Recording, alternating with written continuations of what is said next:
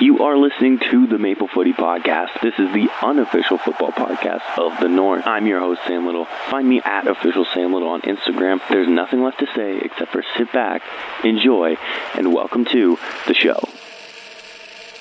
Hello, yes, welcome back to the Maple Footy Podcast, the first one post-Christmas, Boxing Day, all that fun stuff. I hope you had a great Christmas or Boxing Day or Christmas Eve, whatever day you choose to celebrate with your family and your loved ones. I hope it was great for you if you celebrate. If you don't, I hope you've had a good week so far.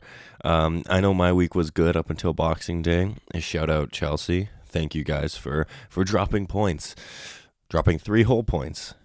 I'm sure this won't be the last you hear of Chelsea this episode, but outside of that, I would love to do like a long Maple start as I kind of tend to, but yeah, there wasn't a whole ton of Canuck ballin', if we're going to be honest here, guys, because the Prem seems to be the only league that just plays all the time. The Scottish League had some games too, but our boy Junior Hoylett wasn't really involved. His team did win, of course, so that's good. But yeah, outside of that, there really isn't much to talk about apart from 2 little stories that I did pick up on. So, firstly, Atletico Ottawa fullback, Canadian fullback, Matteo Dubrian from, of course, Ottawa, could be going. I haven't seen anybody officially confirm it, but a lot of sources are kind of saying that he's going to Sweden, to Gais. I do apologize if I mispronounce that. My Swedish is not the best. But yeah, so he's going to Sweden. They are one of the oldest clubs in that league. So hopefully if that move does go through for him, it's very successful. I mean, look at our last Canadian that was in Sweden, Derek Cornelius, of course. So hopefully Dubrian can really, if it goes through, of course, can hit the ground running, play very well with them. They are in 6th right now, I believe I saw, in the league. So not a bad place to land going to Europe, going to Sweden. Hopefully it is very successful for him. So if it does go through, all the best. And the only other story that I did pick up was Alphonso Davies makes the IFFHS Team of the Year as the left back. So, I mean, kind of goes without saying, I think one of the best left backs in the world for the last number of years, seems to be on most Team of the Years at the end of the year, each kind of year, it seems. Sorry, I'm saying year a lot. But yeah, no, Alphonso Davies, I think it just speaks to his quality that at the end of the year, you can kind of always count on seeing him kind of in these lists or in amongst nominees or something like that at the end of each year or season, because he is just that good. But yeah, outside of that, I mean, not a whole lot else to talk about from a Canadian ballin' standpoint. But hey, who knows, maybe over the weekend, more teams will play. I know Inter Milan, as I'm recording this, is playing in about an hour, so maybe Tajon Buchanan gets some minutes there. He's not in the starting 11, but the last couple of games he's been brought on, which has been very nice. I think it's great to see him getting minutes. So hopefully today is more of the same from that aspect. But with all this being said, let's kind of move into the Prem recap, the meat and potatoes of it all. You already know how it goes if you've listened. Match of the weekend, well, technically match of the match day because it wasn't the weekend. Biggest winners of the match day, biggest underperformers, best performance, moment of the weekend, relegation zone, European places, and of course, title race. So immediately starting off strong with the match of the match day, because yeah, no match really moved me all that much. I mean, I'll still give out a couple, just because, of course. But yeah, no match was like that, classic, Boxing Day kind of fixture, which is understandable since these guys, probably just celebrated with their families. Maybe not in the most, locked in that they possibly could be, So we'll kind of give them the benefit of the doubt. You know what I mean? So we'll kind of start off with Wolves and Manchester United. This is just from a personal standpoint, just because Manchester United's downfall this season has been rather amusing to me. I apologize to any Manchester United fans listening to this, just because Chelsea I had to go through this last season with Chelsea, of them just kind of being poor, to say the least. So kind of seeing Manchester United also being rather poor this season, yeah, it's a little bit kind of entertaining, I would say. So let's kind of break it down just a little bit.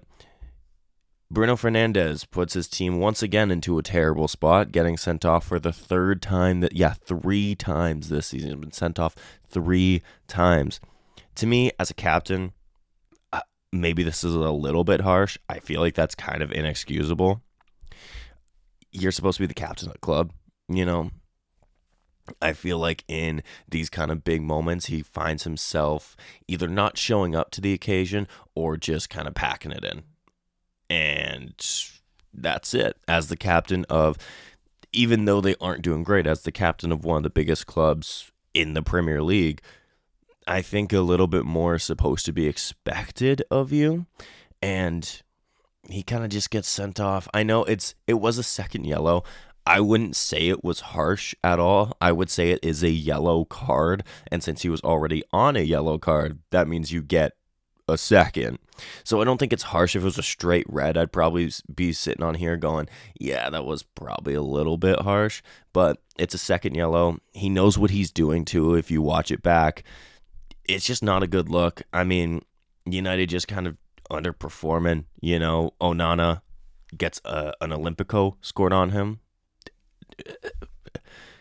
Come on. You know, the defense actually wasn't terrible in my opinion.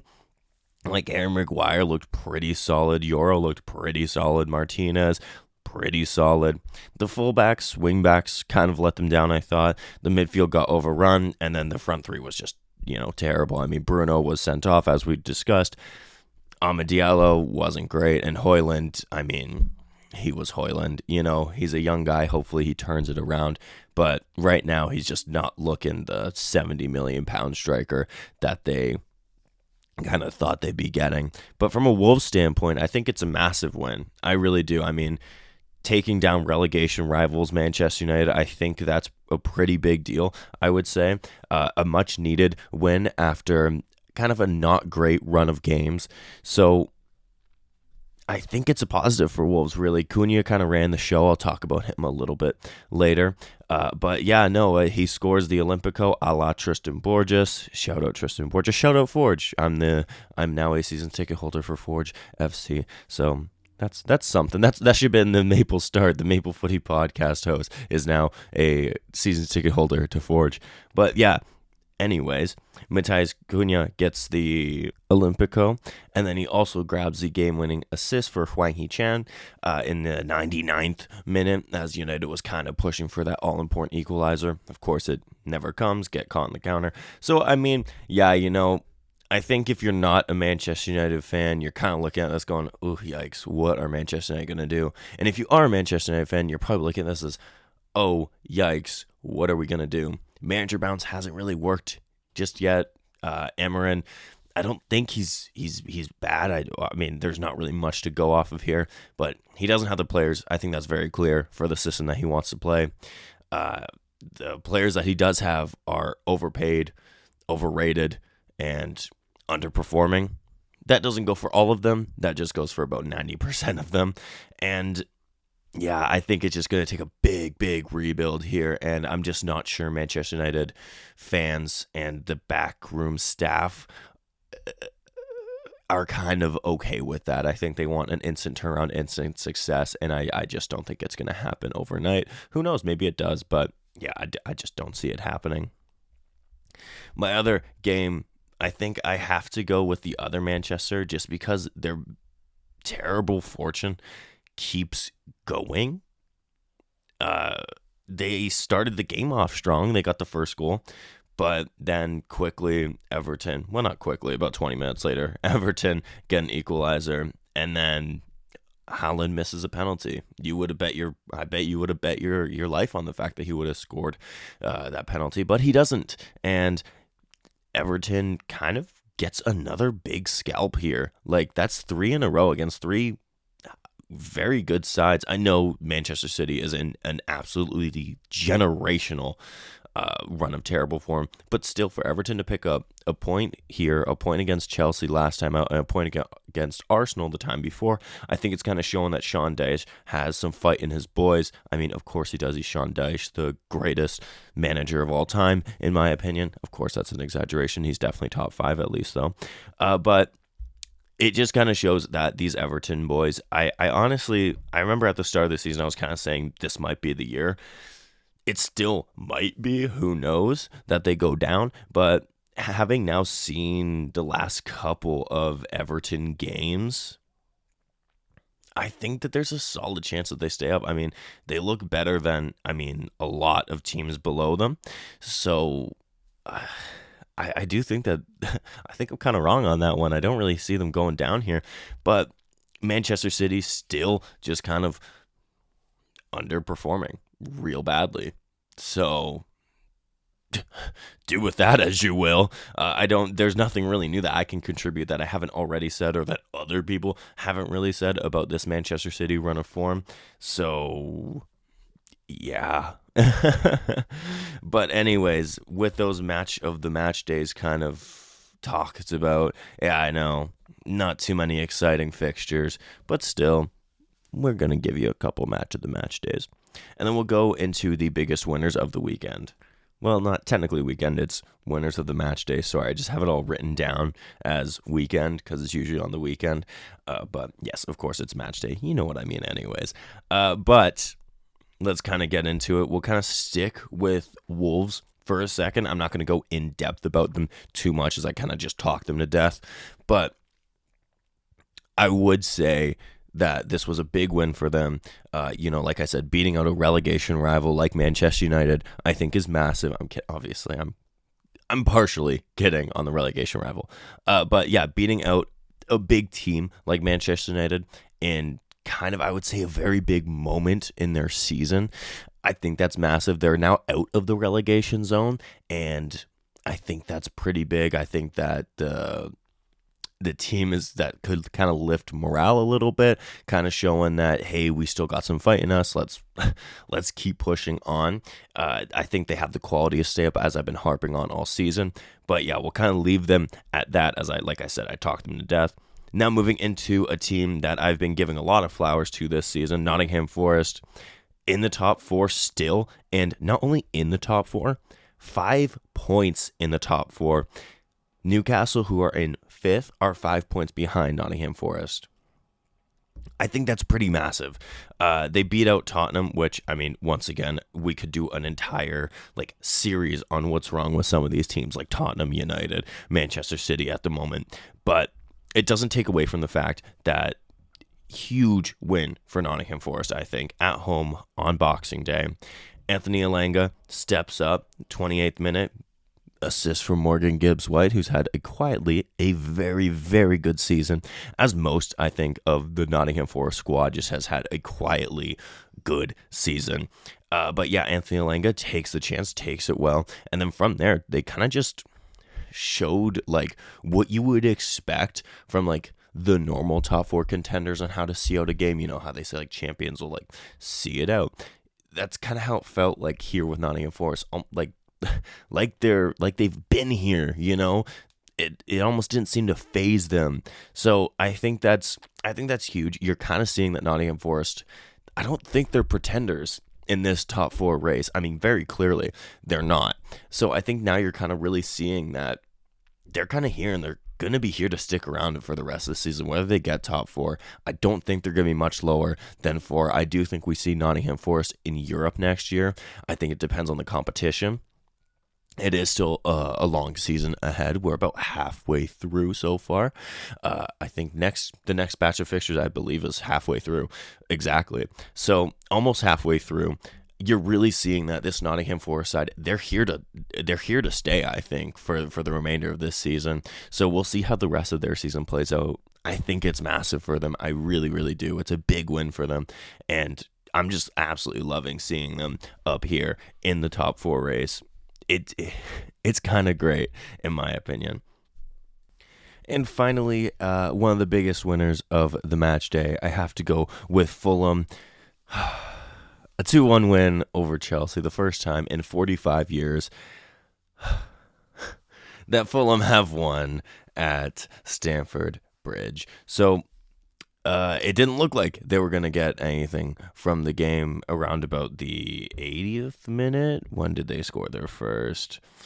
The 82nd minute. Up until then, they still looked like they looked good.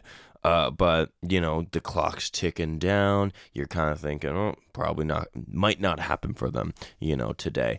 But then, of course, in the 82nd, they get their first, and then the 95th, they get their second. And trust me, this is not the last time you'll be hearing about this game. But yeah, no, it's a big win for Fulham, who, kind of like Forest, I think are really overperforming from a lot of people's expectations. They find themselves in 8th, but they're in 8th by 1 goal difference, and 2, they're a point off of 5th. So really, they are 8th, but it's a lot closer than I think, being 8th would entail. They're having a great season. I think that's kind of capped off here. Probably their biggest win of the season, I want to say.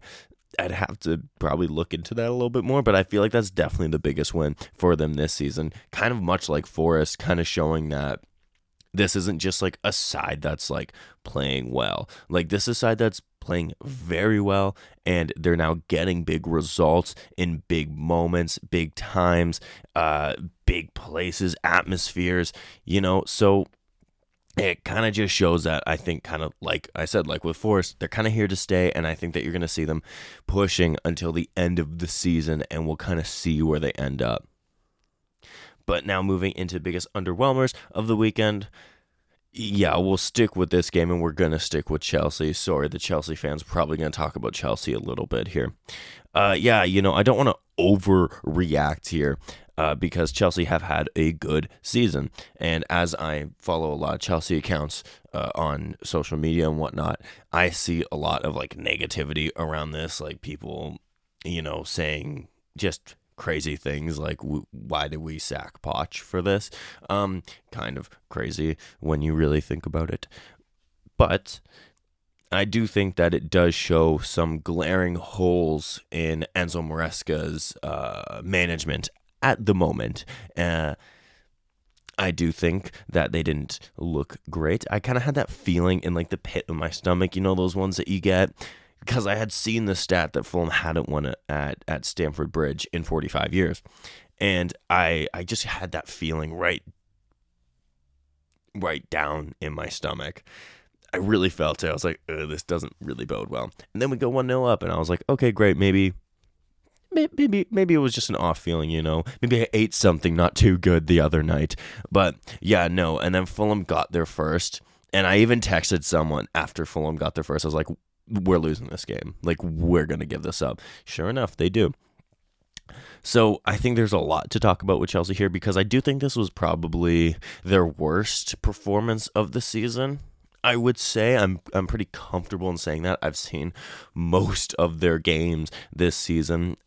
So Robert Sanchez, I don't really fully blame him for either one of the goals. Just the second goal, I don't know why he mindlessly hoofs it up the pitch when they're either, one, trying to see out the game and see out just a 1-1, or two, they are trying to push for an equalizer, but you have an open man, an open ball distributing center back like 10 yards in front of you. So just make the easy pass. But no, he hoofs it up. Fulham takes it. Then Chelsea's out of position, caught on the counter, and we concede our second. Now, of course, I think the defense kind of doesn't react quick enough. Malo Gusto did not have a good game at all. Levi Colwell kind of just caught slightly jogging back. Tosin, kind of the same thing, kind of gets pulled over a little bit. Enzo Fernandez had a lot of ground to make up and just couldn't. And yeah, I think it's just kind of just not great. And then you look at the first goal, Pedro Neto trying to win a foul and doesn't. And then they, of course, score. Fulham, that is. I understand quote-unquote winning fouls is a part of the game. But that's kind of the sword you're going to die on here, is sometimes you're not going to get the call and you're kind of just going to look like a mug. You know what I mean? And I actually really like Pedro Neto, and he is definitely not the only guilty party of this in world football. It just so happens that it happened in a pretty big moment for the team I support, so I'm going to talk about it a little bit more because I just think it's a real bad look. You know, in all fairness, he actually had a pretty good game defensively. He was covering up a lot from Malo Gusto, I found. But sadly, when it was time to kind of step up a little bit more once again, he just goes down, rolling around, trying to win the foul. Like I said, it's a part of the game now, and this is what happens. It costs you sometimes, and it costs Chelsea here today. Credit to Cole Palmer, though. Great goal. Shame that it kind of feels like it was wasted because Chelsea obviously don't get the result here. So it kind of feels like a darn, like great goal, but kind of doesn't matter in the end. Jadon Sancho I thought was pretty poor on the day, which is a shame. I think he's had a great season so far. And then Nicholas Jackson, kind of same thing, just didn't really get the service, kind of struggled to get into the game.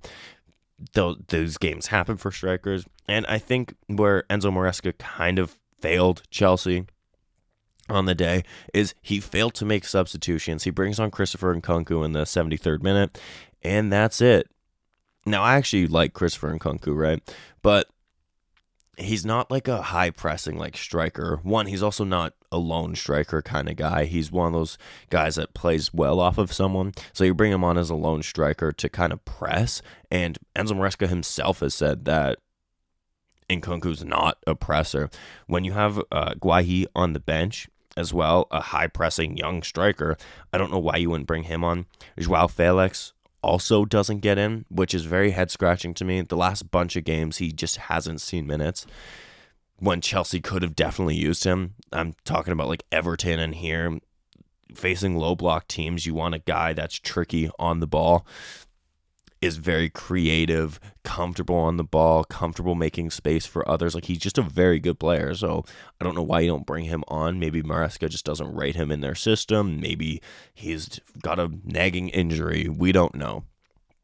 But I just think that it's a bit of a letdown, I think, for Chelsea. Of course, still in the top four, which is good, but now very much off of that top spot. I would say they're 7 points off Liverpool. Liverpool still having that game in hand, so they could be up to 10 points off of them if Liverpool, of course, win said game in hand. But yeah, I think it's just a missed opportunity for Chelsea, I think, at the end of the day. Now, I don't think it's like, oh, God, season over, like, terrible. I just think it's one of those games where it's like, I think it leaves the manager, you would hope, with a lot to reflect on. And we'll kind of see how they come out of this, because I have said on a couple of occasions, I'll be interested to see how Enzo Maresca kind of weathers a storm of kind of poor results. Now, 2 poor results back-to-back isn't really a storm per se. Like, I know 0-0 to Everton and then a 2-1 loss to Fulham. That's not really like a storm of bad results. That's just like 2 bad results. So we'll kind of see how they come out of this. Maybe there's a couple more bad results on the way. Maybe there's not. Maybe this is it, and now they're going to be okay for the rest of the season. They have Ipswich next, so you would expect Chelsea to get something from that game.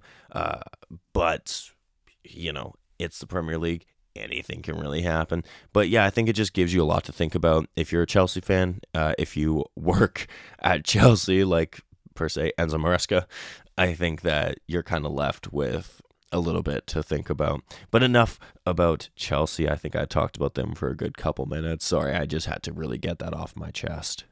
It wouldn't be an underwhelmers of the match day if I didn't mention both Manchester clubs because, yeah, they're both still doing very badly. I'll try and keep them both brief as I've talked them to death in the last few of these that I've done. And, of course, I've already kind of talked about both of them throughout this episode as well. We'll kind of start with Manchester United. Yeah, very poor against Wolves. No real signs of getting much better. I do still think Amarin has potential to be good, to be something for them. But it's just a matter of if he gets the time, the backing, the players, all that stuff. I think we'll have to wait and see, and it's a big question mark over if he actually will get all that kind of stuff. United fans, I don't think, really seem too keen on a rebuild. They're very used to success, which is fair. I mean, they are one of the most successful clubs in the Premier League, so you're kind of used to that success, and now it's kind of like, hey guys, you got to kind of stick with us on this one because it could be a long little rebuild here. So it is a little bit understandable, but also kind of like you guys need to be patient. Like, they need to be patient. They have to kind of let Emerin do his thing, and maybe we'll see what he can do. I'm not fully confident that we will see that, just because, like I said, I think there's a lot of factors that need to go his way, and historically those factors haven't really gone that way for Manchester United managers since Fergie left. So I don't really know what else to say about this Manchester side, really. It's not a one-window fix, so even though the transfer window's coming up extremely soon, it's not a one-window fix. This is a multiple-window, probably multi-year fix, all the way from the stadium itself down to the players. It could be a long couple years here, unless, hey, maybe they just get one or two big players, tweak it, and they're good to go. Who knows? I mean, that's wishful thinking, I think, but we'll move into the blue side of Manchester, and kind of same thing. I don't know what else to say about these guys because they're not playing well at the moment. I think that's very clear. Something is just not right. They've won one of their last 13, I think the stat is up to now. It's either 12 or 13. It's quite bad, obviously.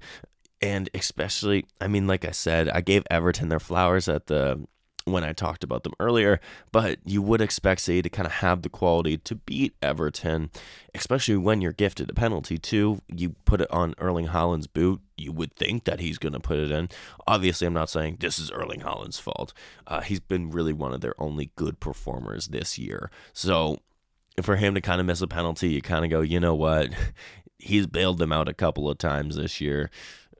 Maybe he's due for one bad miss there, but just really not looking good. They're really not, and I don't know how else to say it at this point, but just really not looking good. And honestly, like every other team that kind of underperformed, like, you look at Ipswich, you look at Southampton, you look at Aston Villa, you kind of, even Leicester, you kind of expected it, all due respect. With Villa, I think they kind of got a little bit wrong end of the stick. They go down a man. That changes the game for me. Maybe Newcastle still wins that, but and then Leicester, you don't really expect them to beat Liverpool. Ipswich, as we all know, I've been a kind of supporter of them this season, really hoping they do stay up, but you don't really much expect them to get anything from Arsenal. Southampton are already dead and buried, so it kind of feels wrong to put them in the underperformers, just because we didn't really expect them to get much here, so it kind of feels wrong. Everyone else kind of performed to the level that we kind of expected them to, so that kind of brings me to an end of the teams. There is one more underperformer that I do want to talk about that I haven't talked about recently, just because I kind of have expected it to kind of be extremely poor, but the last few match days they've been especially poor, and I just haven't mentioned it. But this match day, I was like, you know what? It's time. It is the refereeing. The standard refereeing and officiating in this league is awful. It's atrocious. It's so bad. Like I touched upon a little bit, Duran getting sent off. Come on. Villa appealed it and they didn't win. That's crazy to me. A lot of other things the last couple of match days have really just been questionable, to say the least. We're just kind of gonna put the officiating in there. We all know kind of every week, I would say, a good few things are not officiated well. So we'll kind of just leave it at that. Just poor officiating for one of the best leagues in the world, I think, is It's just not a good look in my opinion. But from the negative to the positive, let's talk some best performances. And a team that I haven't mentioned this episode, who is one of those teams that is very, very well up there at the moment, is Bournemouth. And one of their players had a very good performance. It was Howson, the young center back, just 19 years old. Baffling, by the way. He's very good, and he had a very good game against Crystal Palace. It wasn't the most insane game that you've ever seen. Of course, a 0-0 between Palace and Bournemouth, but Howson was superb. Like, just proper player. You know, he just fresh off a goal against Manchester United in the last match, whenever that would have been played, would have been Saturday or Sunday. But just a very good performance from him. Doesn't look 19. When he's on the ball, when he's defending, looks like a real good prospect here. Wouldn't be surprised if some big clubs start sniffing around. He came from Juventus, was on loan at Roma last year, and now, of course, permanently at Bournemouth for the time being. Permanently in football does not mean permanently, but right now he is a Bournemouth player, full-on Bournemouth player, not loan, not nothing, Bournemouth. Very, very good. Very impressed with him. Bournemouth have a plethora of great talent here. I mean, let me just list some off that I've really liked this season, just since we're talking about Bournemouth. Why not? Aarons, I mean, very good player there. Kirkes, I once again wouldn't be surprised if he's getting some attention. Semenyo, Kluivert, Unal, all, I think, looking quite good. Could all potentially be looked at by some of the big boys, you know. We'll have to wait and see, of course. But yeah, Howson, 100%, one of my performers of the match day. Another one, we've talked about United so much, so let's talk about their opponents, Wolves, because Matheus Cunha has had a very good season. Sadly, it's been on one of the poorer sides in the Prem this year. I think if he was playing for one of the quote-unquote big boys, I think we'd be hearing his name a little bit more in conversations about some of the better players this year. But sadly, he's not playing for one of the bigger guys. But he has been great. And he was great on the day. Scores an Olympico, as I had said, a la Tristan Borges. Shout out Tristan Borges. Shout out Forge. Once again, new season's ticket holder. Very excited about that. So he's just a very good player, right? Like, we all agree that he's a very good player. Kind of much like Howson, I wouldn't be surprised if a club kind of came in for him. He's still young, only 25 years old, has kind of been around though, you know, Atletico Madrid, Hertha Berlin, RB Leipzig, of course now Wolves. He's quite the good player. And he was very good here. You know, makes that second goal as well. Was just a hard-working kind of number 10 on the day. Was kind of high pressing, making sure United kind of really couldn't find much joy trying to build from the back. And then also when he was in possession, just very much controlling the game, controlling the tempo, kind of setting guys off, you know, on a through ball or taking guys on. And of course gets rewarded with a goal and an assist on the day. So yeah, I just want to mention him. I thought he had a very good performance. One last player I do want to mention, just for the season he's also had so far. I've yet to mention him in performers of the match day, but he did have a very good performance this time out. Plays for West Ham. Jarrod Bowen. Just a class player, I think. It seems to be a very class guy. If you saw what he did for a young West Ham fan on social media, I think it kind of shows you the kind of guy he is. Just seems like a very good guy. But yeah, just continuing just with another great season so far.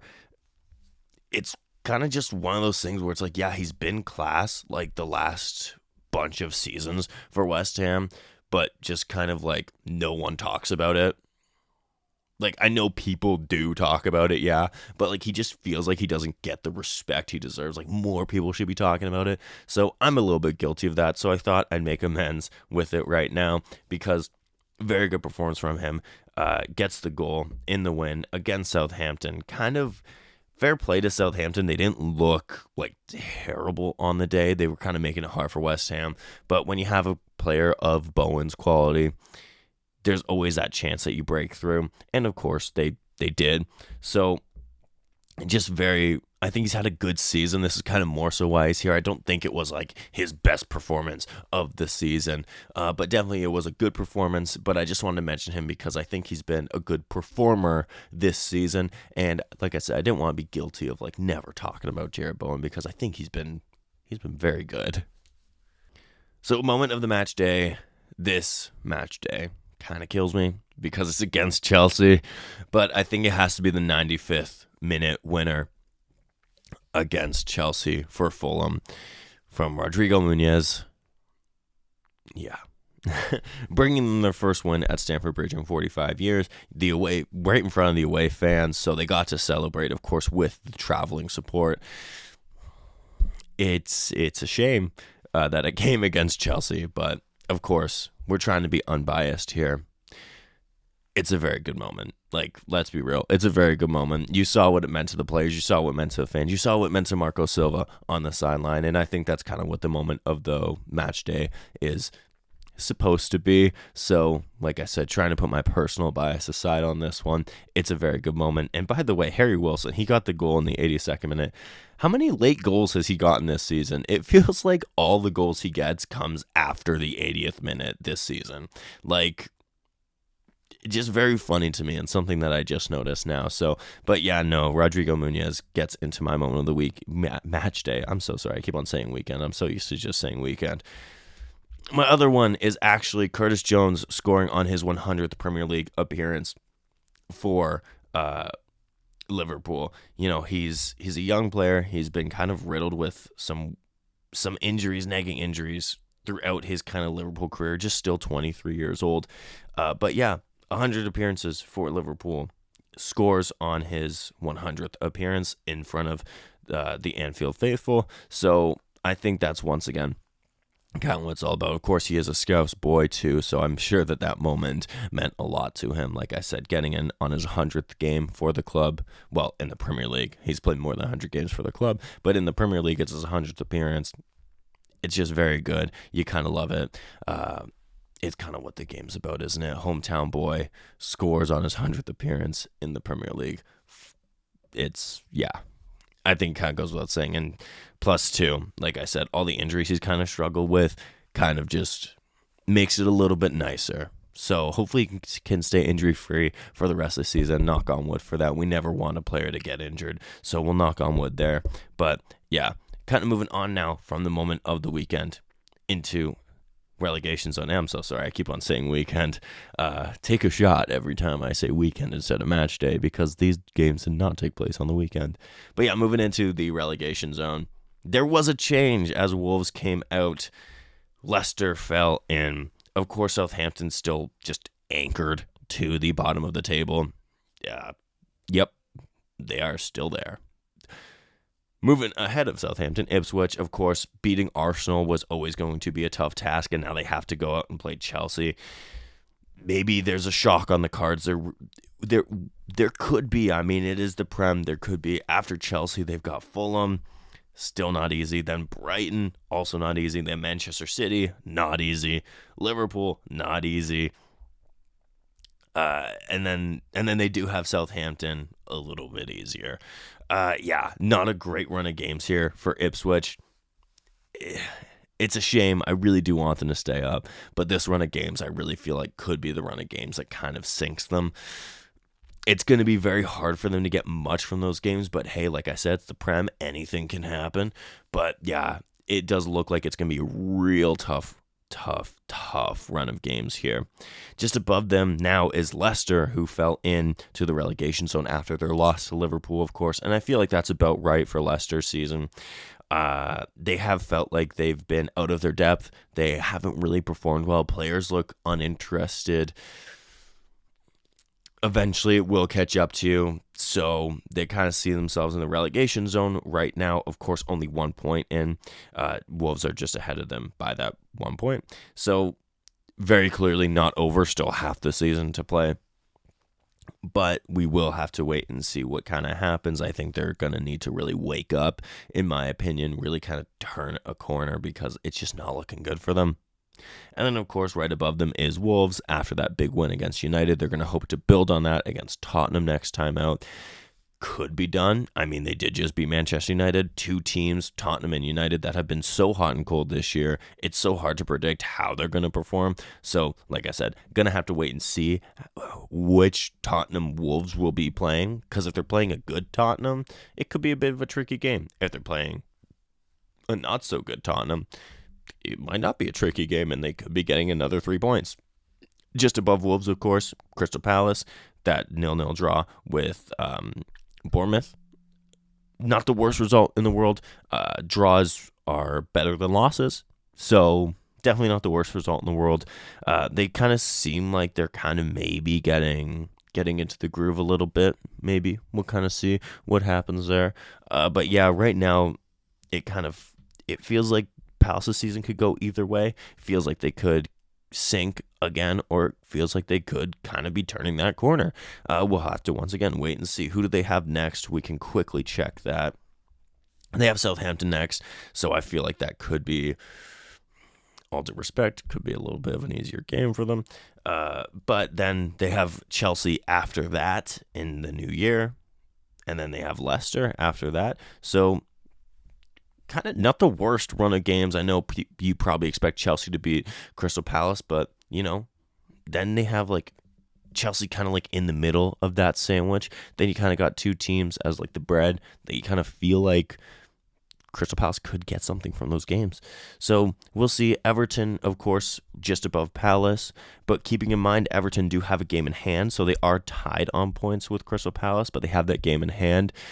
Of course, it is against Liverpool, but Everton, regardless of how they're doing, usually do show up for that game and make it a proper game against Liverpool. So you never know, and we have seen them get results against Arsenal, Chelsea, and Manchester City. So who says that they don't get a result against Liverpool whenever that game will be played? Because I just look at the schedule, I have no idea when that's going to be played.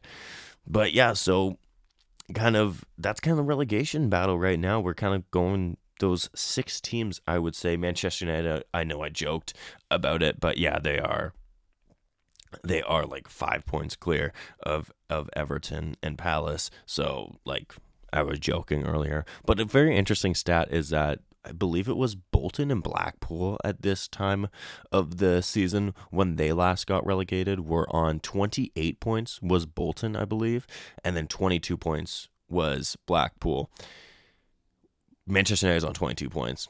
Just very interesting to me, kind of showing how the league kind of changes throughout seasons. But yeah, just kind of an interesting stat, if you will.